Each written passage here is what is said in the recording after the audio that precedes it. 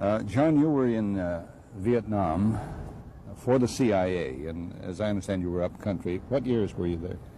73 to 75, right after the troop evacuation, and I came out in the evacuation of April of 75. How long were you with the CIA?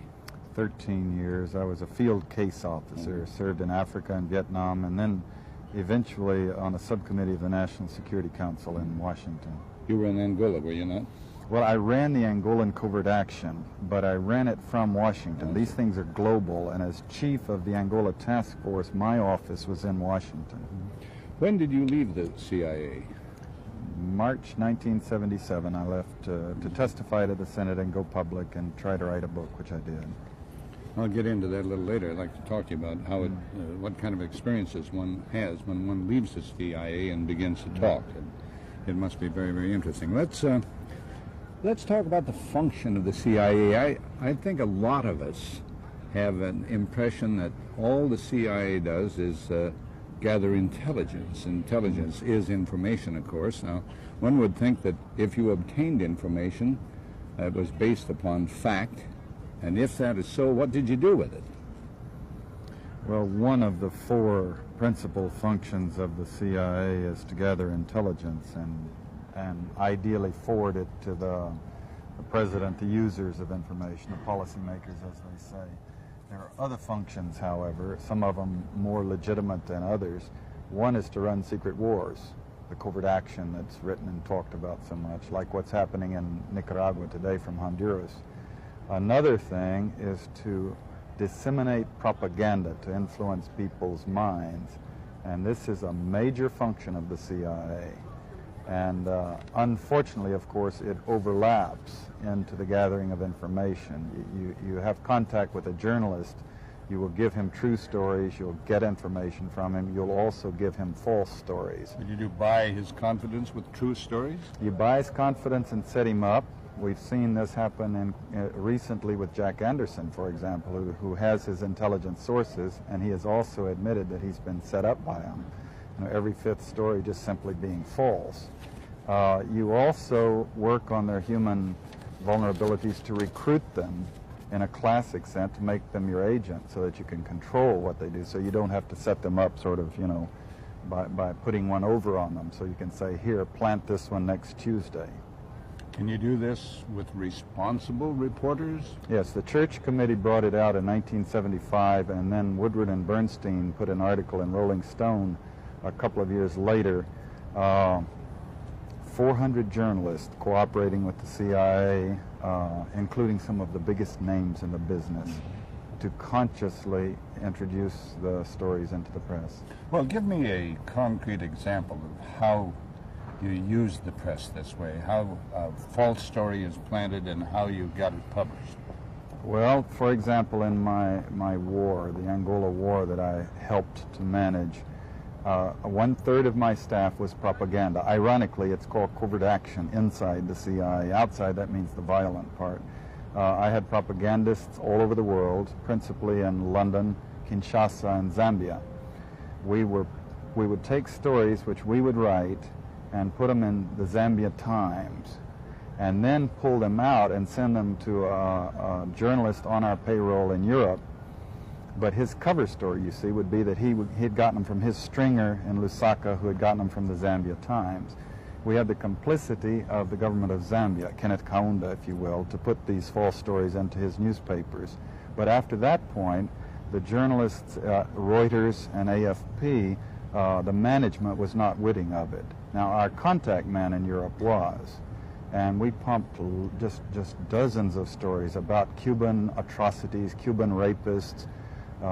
In one case, we had the Cuban rapists caught and tried by the Ovimbundu maidens who had been their victims, and then we ran photographs that made almost every newspaper in the country of the Cubans being executed by the Ovimbundu women who supposedly had been their victims. These were fake photos? Oh, absolutely. We didn't know of one single atrocity committed by the Cubans. It was pure, raw, false propaganda to create an illusion of communists, eating babies for breakfast and that sort of totally false propaganda. John, was this sort of thing practiced in Vietnam? Oh, endlessly a massive propaganda effort in Vietnam in the 50s and in the 60s, including the 1,000 books that were published, several hundred in English, that were also propaganda books, sponsored by the CIA. Give some money to a writer, write this book for us, write anything you want, but on these matters, make sure, you know, you have this line. Writers in this country, Sure. books sold and distributed in this country? Sure, yeah. English language books, meaning an American audience as a target, on the subject of Vietnam and the history of Vietnam and the history of Marxism and supporting the domino theory, etc. CIA flatly deny, they've admitted that there is some propaganda efforts, but their position is that those are all outside the United States, not in the United States. Isn't that true? Absolutely. While we were running this Angolan operation, and pumping these stories into the world and U.S. press, exactly that time, Bill Colby, the CIA director, was testifying to Congress, assuring them that we were extremely careful to make sure that none of our propaganda spilled back into the United States. And the very days that he was giving this false testimony, we were planting stories in the Washington Post. By that I mean... What do you think? Let me say this in closing. Everything is a lie, yet everything is the truth. What do you believe now when you know that there are journalists who are putting information out to the... I don't want them in our country, I'll be honest with you, okay? Somebody would say, oh, that's not politically correct. I don't care. I don't want them in our country. Their country's no good for a reason. Their country stinks, and we don't want them in our country. I could say that about other countries, too. We don't want... For years, experts and Somali officials have made a bold claim that Somalia sits on more than 110 billion barrels of oil, buried beneath its land and offshore waters. If true, Somalia would rank 7th in the world for oil reserves, just behind Russia and ahead of energy giants like Kuwait and the UAE. For one of Africa's poorest countries, that's a game changer. Oil has the power to transform a nation. Just look across the water. Saudi Arabia, Qatar, and the UAE were once struggling economies, no different from Somalia today. Now they are developed nations fueled by oil. But those countries had something Somalia hasn't had in nearly 35 years: stability. Fortunately for the federal government, most of the country's oil lies offshore, far from the instability on land. Somalia has opened over 1 million square kilometers of offshore territory for exploration. This area has been divided into 206 blocks, offered to the international oil companies. Some of the coastal blocks were sold decades ago to ExxonMobil and Shell under the Siad Barre regime. Those rights remain valid. In fact, both companies recently paid the federal government under $2 million in rent to maintain their claims, waiting, perhaps, for the country to stabilize before making their move. So far, only 13 of the 206 offshore blocks have been sold. The buyers? Coastline Exploration, Liberty Petroleum, and the Turkish Petroleum Corporation, TPAO. While Coastlines and Liberty have yet to begin exploration, TPAO has already made remarkable progress. As of May 2025, TPAO had completed seismic exploration on 2 unspecified offshore blocks and expects to complete the 3rd by month's end. And the results have exceeded all expectations. According to Business Insider, each of the first 2 blocks holds 10 billion barrels of oil. That's 20 billion barrels discovered from just 2 blocks, nearly 20% of Somalia's estimated reserves.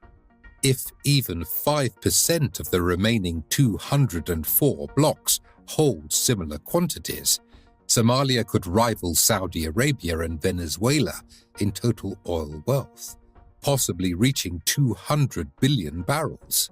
Such a discovery would instantly redefine Somalia's role on the world stage. You've all heard about the Somali Civil War, but what if I told you the United States was responsible for this conflict? Today I'm going to talk about how the United States destabilized Somalia. Let's go back to the late 1970s. At the time, Somalia and Ethiopia are fighting a war against each other. Ethiopia is backed by the Soviet Union, so of course Somalia is going to be backed by the United States. At the time, the leader of Somalia was President Barre. He engages in gross human rights abuses as well as the genocide of the Isaac clan. He does this all with the backing of the United States. By 1991, Barre is overthrown and different groups in Somalia end up fighting each other in what becomes, right now, the Somali Civil War. One group starts to rise to prominence. This is the Somali National Alliance. Now, this group is controversial. They're accused of attacking UN peacekeepers, but they provide a certain degree of stability, and they go even a little further. In 1993, the group holds a conference, and they host many prominent leaders in Somalia, as well as leaders of rival groups, and they want to negotiate some sort of terms of peace. Now, the United States, in their view, they think this was a meeting of terrorists. So what does the United States do during this peace conference? They bomb the conference. They kill many of the leaders and as well as many civilians. Now, after this happens, peace is really not possible because any attempt to do so might lead to a bombing from the United States.